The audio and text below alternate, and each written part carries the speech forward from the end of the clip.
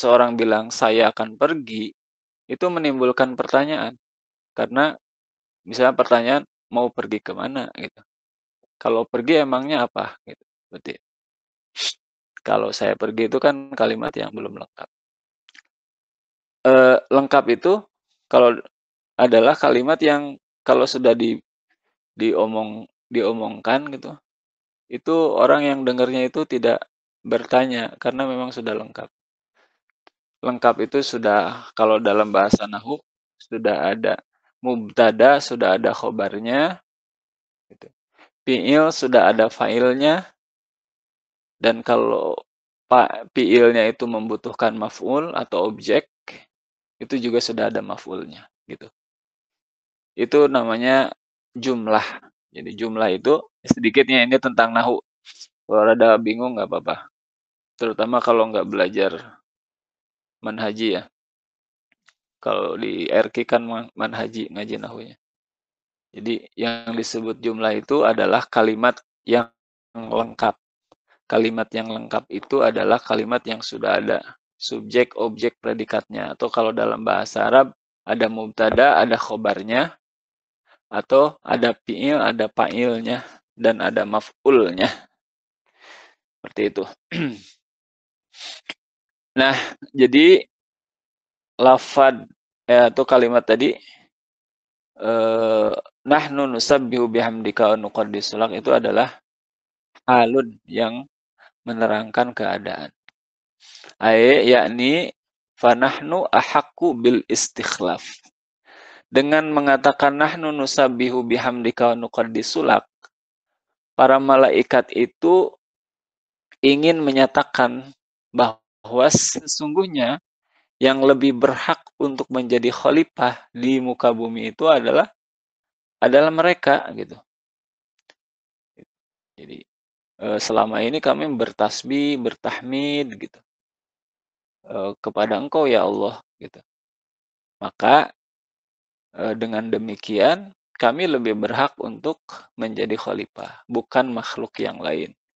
Karena kalau makhluk yang lain itu akan terjadi sebagaimana yang sudah terjadi di bumi, bukannya ibadah, tapi malah buminya itu dirusak, diisi dengan perbuatan-perbuatan maksiat, perbuatan-perbuatan melanggar perintah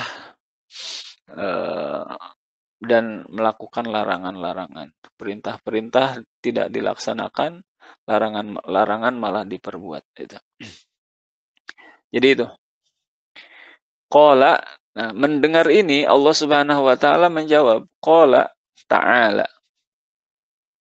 Qala berfirman Allah taala yang maha tinggi, inni a'lamu ma la ta'lamun. Aku lebih tahu, kata Allah, sesungguhnya aku a'lamu adalah lebih mengetahui ma kepada perkara la ta'lamuna yang kalian tidak mengetahui. Jadi meskipun kamu jadi malaikat gitu ya, berbicara seperti itu berdasarkan pengetahuan yang mereka miliki. Tetapi mereka kan tidak tahu apa yang Allah ketahui. Apa alasannya Allah melakukan menciptakan makhluk atau akan menciptakan Nabi Adam untuk dijadikan khalifah di muka bumi? Malaikat tidak tahu hikmah di balik itu. Hikmahnya atau tujuan Allah menciptakan Nabi Adam untuk dijadikan khalifah itu di luar jangkauan pengetahuan para malaikat. Seperti misalnya seperti misalnya ini, Rasulullah SAW dulu tahun ke-9, ke-8 atau ke-7 Hijriah, jadi tahun ke-8 setelah hijrah, itu diperintahkan untuk pergi umroh dengan para sahabatnya. Maka kemudian Rasulullah SAW bersama para sahabat berangkat tuh dari Madinah ke Mekah. Dan itu tidak membawa senjata apapun. Yang dipakai itu pakaian ihram. Namun eee, ketika sudah dekat ke Mekah, mereka dicegat oleh orang-orang kafir Quraisy, nggak boleh gitu umroh ke Mekah, umroh ke Ka'bah gitu, di Ka'bah gitu, tawaf dan lain sebagainya gitu. Nah, sehingga setelah itu terjadilah gitu ya, apa yang disebut dengan, perjanjian Hudaibiyah. Di dalam perjanjian Hudaibiyah itu, poin-poinnya semuanya itu merugikan kaum muslimin. Misalnya salah satu poinnya begini, kalau setelah perjanjian ini disepakati, ada orang kafir Quraisy yang masuk Islam dan pergi ke Madinah, gitu, berhijrah, maka Nabi Muhammad itu dan para sahabatnya wajib untuk mengembalikan orang yang berhijrah ini ke Mekah.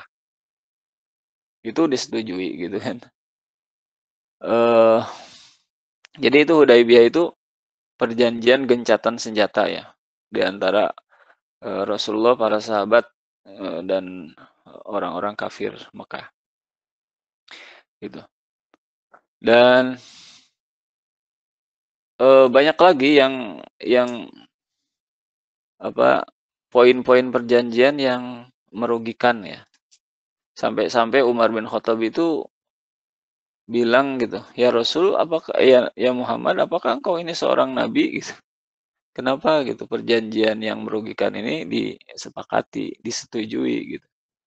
Yang lainnya misalnya dilarang di situ di perjanjian itu di apa disebutkan kerasulan Nabi gitu. Kan di situ disebutkan antara pihak Makkah Quraisy dengan Muhammad, nggak boleh dibilang Muhammad Rasulullah gitu. Seperti itu. Semuanya itu disetujui gitu. Para sahabat semuanya eh, merasa aneh, protes gitu. Termasuk Umar bin Khattab gitu yang ya protesnya juga pakai adab bilang ya kalau para sahabat gitu. Itu saking cintanya kepada agama kan seperti itu.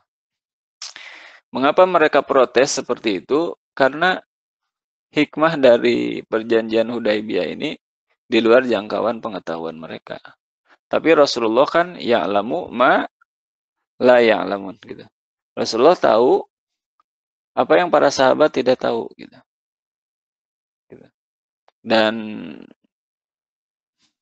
sejarah membuktikan setelah terjadinya perjanjian Hudaibiyah ini malah Islam itu menjadi berkembang. Gitu. Misalnya orang-orang yang masuk Islam terus dikembalikan ke Mekah. Di Mekah itu justru mereka menjadi leluasa untuk berdakwah di Mekah gitu. Karena kan terjadi gencatan senjata gitu. Sehingga setelah itu Islam menjadi justru lebih diterima, didiskusikan di mana-mana tanpa ada halangan. Gitu. Seperti itu salah satunya ya. Jadi atau seperti misalnya kita membuat sebuah keputusan yang tentang anak-anak kita misalnya gitu. Anak kita mah belum ngerti gitu. Kenapa kita mengambil keputusan itu misalnya. Tapi kita tahu karena kita lebih pengalaman misalnya. Sudah pernah mengalami dan mana yang terbaik itu tahu gitu. Meskipun pada saat kita mengambil keputusan itu anak-anak kita tidak paham kenapanya gitu. Protes gitu.